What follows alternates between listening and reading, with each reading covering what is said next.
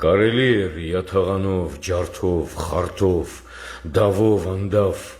բնաջնջել մի ողջ ճանտառ, անմարդկային մի լրբություն, և այդ մտքից զարհուրելի չխենթանալ չէր կարելի։ Սակայն չարի խոպը դիպավ ժեռ քարերի և ժանգոտած խոպը նրա չդիմացավ։ Դու փարիզյան վիլ ժուիֆում այդ չիմացար։ Դու չիմացար, որ աշխարհով մեկ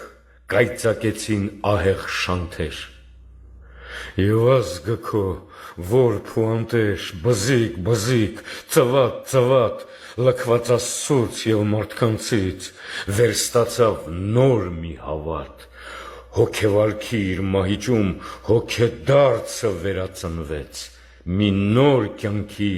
հույսով զինվեց։ Իմ ժողովուրդ հնամենի, ինչպես գտնել դեռ չստեղծված բառն այն,